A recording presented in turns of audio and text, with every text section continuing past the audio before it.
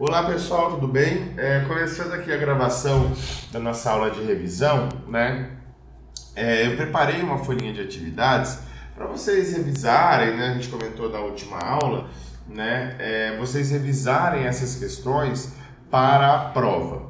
Bem, a questão 1 é uma questão de 2025, né? Desse ano de juiz leigo em Santa Catarina. Falamos bastante do concurso juiz leigo, né?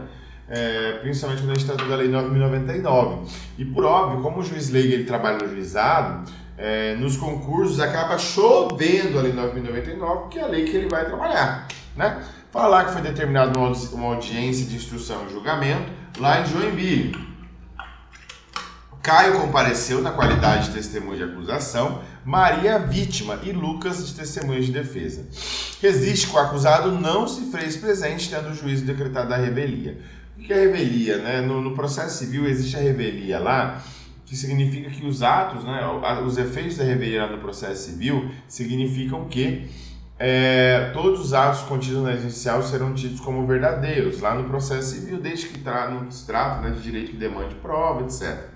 No processo penal, como que funciona? O cara não quer comparecer ao processo, eu vou fazer o quê?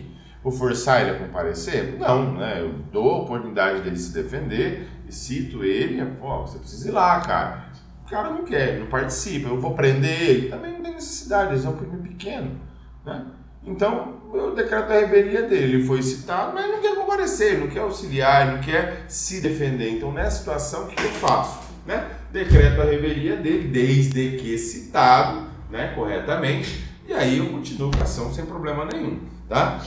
De acordo com a lei das disposições da Lei 9.099, é correto afirmar que, olha, ele faz de tanta coisa que ele podia perguntar, né? Ele perguntou só sobre o regramento de testemunhas, quem é ouvido primeiro, quem é ouvido depois. No processo penal nós falamos bastante, né, sobre a regra, né, de oitivas, né? Quando a gente fala do procedimento sumário, né, deixa eu ver se é essa foto. Essa foto também é a mesma coisa, né? A vítima, depois a testemunha de acusação, testemunha de defesa, perito, acariação e interrogatório, né? A gente mostrou essa foto do procedimento sumário, procedimento ordinário, né? O procedimento sumaríssimo também, ó, vítima, acusação, esquerdor ordinário, né? Eu tenho uma ordem, né, para poder fazer essa oitiva. Por que disso, né? A vítima em primeiro lugar, né? Depois as testemunhas de acusação, você sempre brinca, né? Primeiro é melhor se ouvir a acusação para poder se defender, né? E aí, por fim, a testemunha de defesa, que é o Lucas. A alternativa certa é a letra C, tá? Essa é uma questão simples, né? Regramento de procedimento, que é isso que o juiz leigo tem que se atentar, né? O juiz leigo ele não é um juiz togado, ele é um bacharel em direito, né, que faz um processo seletivo, um concurso, vai depender do estado aí, para se tornar juiz leigo. Ele vai fazer todos os procedimentos da Lei 9.099 e depois um juiz vai homologar a sentença, a transação penal, tudo que ele fizer, tá? E ele tem que ser muito atento com essa questão de procedimentos, tá? Porque se ele errar no procedimento, pode ocasionar uma nulidade do processo, né? Caso o juiz não veja e passe adiante, tá? Questão 2, mesmo concurso lá de juiz leigo de Santa Catarina. O MP de Estado de Santa Catarina ofereceu denúncia no JEC, né, que é o Juizado Especial Criminal de Itajaí, em detrimento de João, requerendo a oitiva da vítima e 2 testemunhas de acusação. Beleza.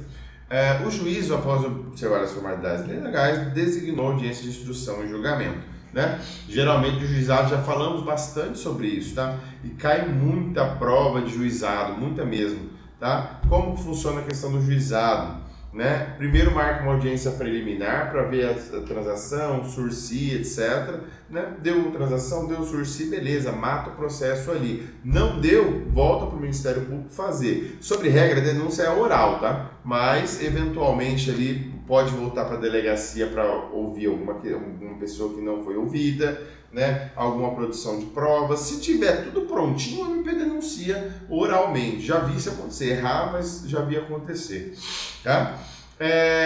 Correto afirmar que, não sendo possível a intimação de testemunho juizado, homenagem à simplicidade, caberá ao MP instá-los a comparecer. Não, tá? Penal não tem isso. Processo civil tem, tá? Processo civil tem essa situação, o advogado que intima as testemunhas. No processo penal não, tá? Não tem esse tipo de situação. O próprio órgão judiciário, né, vai lá e intima as testemunhas, tá? O processo civil é diferente. Durante a audiência, as partes deverão respeitar a atividade da vítima, admitindo-se em caráter excepcional e fundamentado a manifestação sobre circunstâncias ou elementos alheios. Isso não pode, tá? Por quê? Comentamos bastante na aula sobre isso, né, na questão probatória. Já aconteceu muita situação em que mulheres vítimas, né, têm a sua dignidade desrespeitada. Isso não pode acontecer. Principalmente da vítima, você questiona os fatos, sim, da forma mais carinhosa possível, principalmente em crimes sexuais, principalmente em vítima menor de idade, né, para que a vítima era vítima, cara. Ela ela sofreu o crime. Então você não tem que ficar perguntando sobre elementos e circunstâncias alheias, né? Qual era o tamanho da saia que a senhora estava usando? O que interessa ao processo? O que interessa ao fato que essa vítima foi importunada, foi assediada, né? O que interessa? Nada. Então, elementos que não se relacionam ao fato não tem que ser perguntado. Né, elementos, circunstâncias, coisas que não tem nada a ver com aquilo que aconteceu e simplesmente aquilo que aconteceu, os fatos ali. Tá? É vedada a condução coercitiva nos juizados especiais. Caso a vítima não compareça, o juiz deverá resignar o ato processual. Não, também. Tá? Falamos bastante sobre condução coercitiva, né? Embora tem uma limitação muito grande a partir daquela situação que aconteceu com o Lula, né? Falamos lá atrás. Ainda em algumas situações existe essa condução coercitiva. E aí, a alternativa certa e a mais correta e mais fácil, né, é a alternativa D. É proibida, é vedada na audiência a utilização de linguagens, informações ou de materiais que ofendam a dignidade da vítima ou de testemunha, certo? Tá? A vítima é a vítima, ela sofreu o crime. A testemunha está ali para colaborar com a instrução processual, para explicar o que ela viu e tal. Né? Então, diante dessa situação, né, eu não posso utilizar linguagem, informação para ofender a dignidade dessas pessoas. Tá? Questão 3, mesmo concurso lá, de juiz leigo, né, mais uma questão criminal da Lei 9.099. No contexto de juizados especiais, Caio, acusado de praticar determinada infração de menor potencial ofensivo, não foi encontrado para ser citado, muito embora o juiz competente tenha tentado efetivar essa situação pessoal por mandado. Penal é mandado, o oficial de justiça vai lá. Tá? Nesse cenário, considerando a exposição de 9.099, como que funciona? Então, a Lei 9.099 ela prevê que, né, como todas as questões criminais, o cara tem que ser citado, por oficial de justiça. Ponto. Ele não foi citado, ele não foi encontrado. Cadê o Caio? Cara, o Caio tá no Mato Grosso. Tenta achar no Mato Grosso, não acha. Pô, chega um momento que não acha o Caio, velho. Vai fazer o quê? Né? Quem é esse Caio? Não sei onde ele mora. O que eu faço? Essas pessoas eu cito por edital, né? Citada por edital, né, esse processo ele vai ficar suspenso, né? Dependendo do processo, o juiz pode até expedir o mandado de prisão para tentar localizar o Caio. Como, professor? Uma hora esse Caio vai cair numa blitz, cara. Ele vai cair numa blitz, alguma coisa da polícia e vai encontrar ele. Né? Então, nessa situação, pode ocorrer de o Caio ele ter um mandado de prisão expedido. Não é comum no juizado, porque a gente estudou na parte prisional lá, né, para a decretação de prisão preventiva tem que ser um crime grave, pena acima de 4 anos, ou reincidente, ou violência doméstica. Então são exceções. Sobre regra na Lei 9.099 não tem essa possibilidade de mandado de prisão, tá? Da expedição de mandado de prisão. Então, na regra, né, o Caio, esse processo ele vai ser encaminhado ao juízo comum. Por quê? Ele não foi encontrado pessoalmente? Não. Vai citar por edital e suspender? Percebe que isso é muito demorado, né? Eu cito por edital, espero lá, o cara aparecer, o cara não comparece, aí tem que ver se pede mandado de prisão ou não, para ficar suspenso esse processo. O juizado não é para ir, o juizado é para resolver as coisas rápido, né? Então, quando eu tenho complexidade de causa, embora a pena pode ser menor que 2 anos, não é caso de juizado, manda para a justiça comum, tá? Vamos ver aqui. Aqui, ó, já falava, encaminhará as peças existentes ao juízo comum para procedimento previsto em lei. Não foi citado o cara, não foi encontrado, manda para a Justiça Comum, tá? Para que ela analise a situação, né? Cite por edital e adote os procedimentos que são demorados pela lei. Tá? Determinará o prosseguimento do processo de ser defensor da ativo? Lógico que não. O cara ele não foi citado, ele não foi encontrado, né? É obrigação do Estado citar ele. Falar, ó, tem uma ação penal contra você, cara, estão te acusando de alguma coisa, você vai se defender? Pô, se o Estado não achar o cara, vai fazer o quê? Tem que achar o cara para poder citar ele. E assim, o pessoal vai falar, mas isso é sacanagem. Pô, o Estado tem um monte de sistemas para poder pesquisar endereço. O Estado pode visitar ofício a telefonia para ver se eu tenho o telefone no meu nome ou não, onde que está meu endereço, as Casas Bahia, a Justiça Eleitoral, tá? Então tem muito local para poder descobrir onde o cara mora, tá? Então não é uma desculpa, tá? Tem como fazer, tá? Então, determinar a conta de defensor ativo, não. Citação por hora certa não pode. A citação por hora certa ela pode acontecer num processo penal, desde que, né, o sujeito esteja se ocultando. Não falava nada disso, né? Suspenderá o curso da persecução penal? Não também.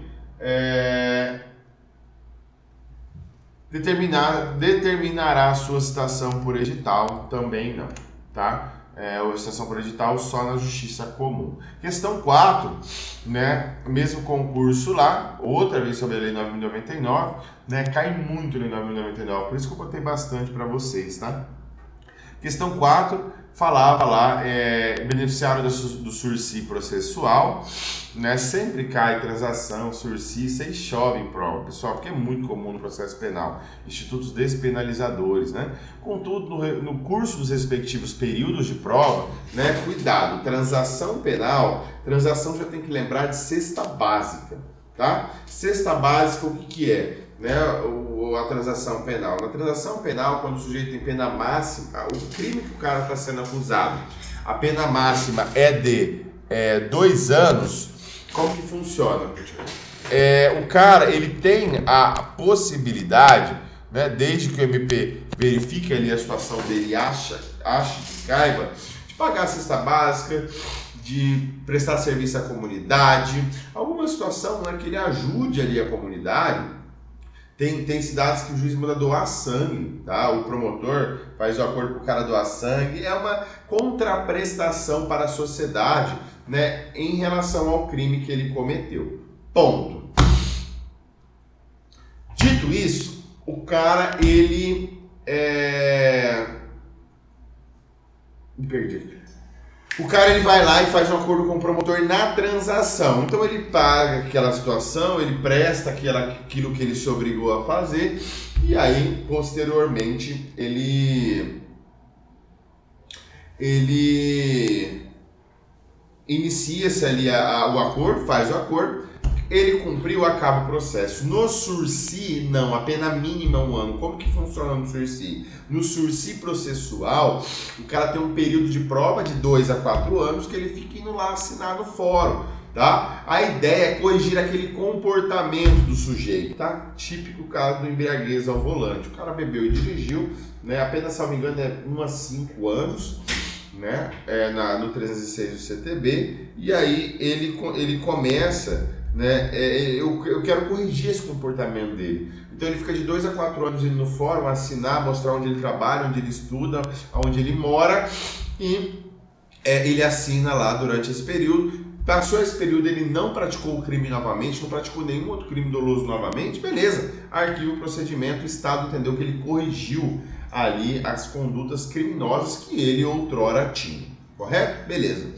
Então fala lá que o cara, João, acabou por ser processado pela prática de contravenção penal. Vamos voltar aqui. Contudo, no curso do período de prova, Caio, sem motivo justificado, não efetuou a reparação do dano.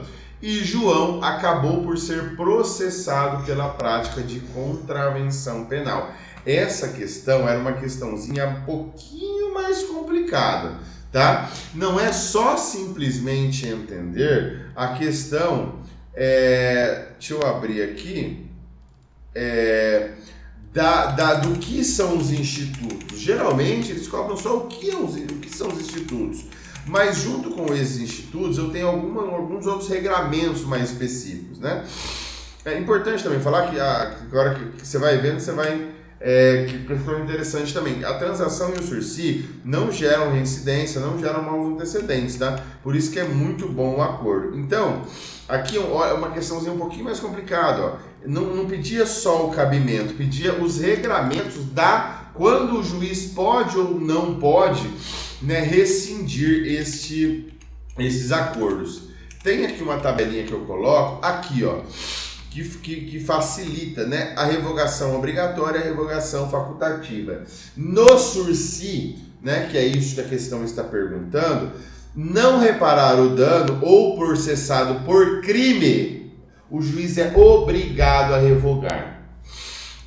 Revogação facultativa, for processado por contravenção penal. Então, aquele que foi processado por contravenção penal é facultativa, é uma opção do juiz revogar o sursi ou não. Se ele for processado por outro crime ou não reparar o dano, obrigatoriamente o juiz tem que revogar esse sursi, tá? Então, voltando aqui, Caio, sem motivo, não efetuou a reparação do dano. Então, se ele não reparou o dano, obrigatoriamente o juiz tem que revogar o sursi dele. Será revogado em detrimento de Caio, será não, né? E João, por ser processado pela prática de contravenção, dessa vez é facultativo. O juiz pode ou não pode, portanto, alternativa A, de amor, será revogado em detrimento de Caio e poderá ser revogado em prejuízo de João, a critério do magistrado, desde que haja justificativa ou não, tá? Uma questão 5, eu geralmente gosto de colocar 3, 4 questões mais tranquilas, né? Apesar que essa última exigia um pouquinho mais, né? Ainda mais com a prova de juiz leigo, mas eu sempre gosto de colocar uma questão um pouquinho mais complexa. Por quê? Porque difere, né, aquele aluno que estudou o básico ali para passar daquele aluno que realmente está bem, né? Aquele aluno que, pô, professor, estou estudando para concurso, estou voando, né? Meu objetivo é cada vez mais e tal, e na dificuldade, mas eu vou indo, mas eu estou estudando muito, eu quero uma prova no meu nível, né? Uma dificilzinha, professor. Eu coloco sempre duas questões um pouquinho mais complexas para a gente, até para você se avaliar. Pô, nessa eu estou indo bem, mas quando eu pego uma de juiz, uma de promotora, de delegado, eu tenho dificuldade, né? Então a ideia é você até ir se nivelando também, né, para te incentivar. Eu lembro quando eu fiz a OAB no nono semestre, passei, tirei 9 e pouco, falei, caramba, tô voando, velho, tô bem pra caramba. E aí, primeira prova de delegado que eu fui fazer, aqui no Mato Grosso, tomei um pau, velho, não sabia nem para onde eu ia. Primeiro por quê? Eu tava acostumado a estudar pra prova da OAB. A OAB, diferente é absurdamente diferente da prova de delegado. É uma coisa, sabe, Oriente e Ocidente, nada a ver uma coisa com a outra. Então, muitas coisas que eu estudei para a OAB, que estavam certas na OAB, estavam erradas na prova do delegado. Porque o delegado tem outra visão, são outros autores, outro pensamento, cara. Tá? Então, quando a gente começa, aí que eu falei, caramba, até que eu não tô tão bem assim não, viu? Né? Eu acertei, acho que nem 50% da prova, foi quase 50%, mas foi assim... Nossa, eu achei que eu ia chegar perto de passar, cara. Nem deu certo. Só que com 6 meses de estudo, que eu tava estudando, né, para concurso específico, delegado, promotor, analista, né, eu acabei sendo aprovado 6 meses depois para uma prova de delegado. Né? Não entrei na nota de corte, né, mas eu atingi lá os 60% da prova, 6 meses depois. Né? Então, você precisa se preparar para aquele tipo de prova, para aquele tipo de concurso. Isso faz muita diferença, tá? Então, eu achei que eu estava voando e não estava. Por isso que é importante, às vezes, pegar 1, 2, 3 questões dessas mais complexas para vocês verem que em alguns concursos o buraco ele é um pouquinho mais embaixo, tá? José Nildo foi indiciado no inquérito policial pelo estelionato, sendo ele, porém, primário portador de bons antecedentes. Então, ele é primário portador de bons antecedentes. Ouvido em série policial, confessou formal e circunstancialmente o delito, comprometendo-se a reparar o dano. Contudo, 3 anos antes, José havia sido beneficiado com relação a outro crime, o Instituto da Transação Penal. Tá? Olha como que a prova ela é já um pouco mais complexa.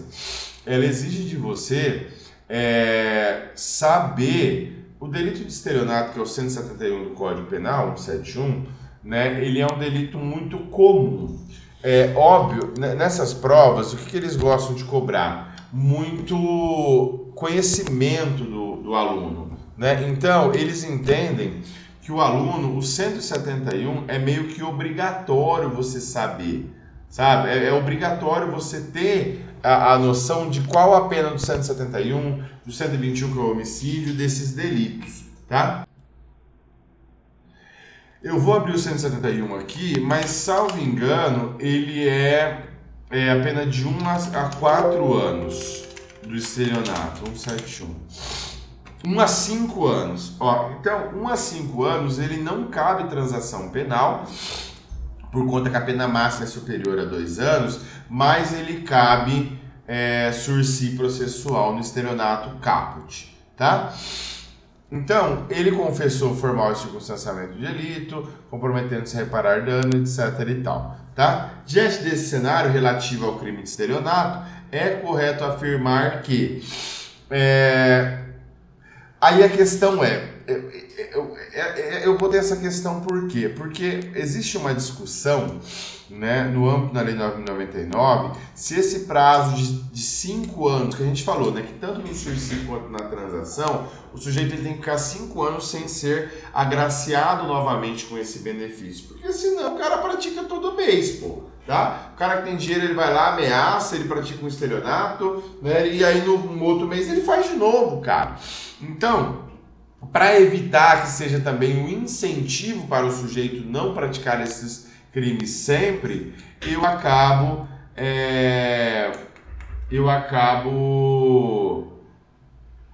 evitando, né? Evitando esse incentivo criminoso, fazendo com que o cara fique até 5 anos, né, sem receber esse benefício.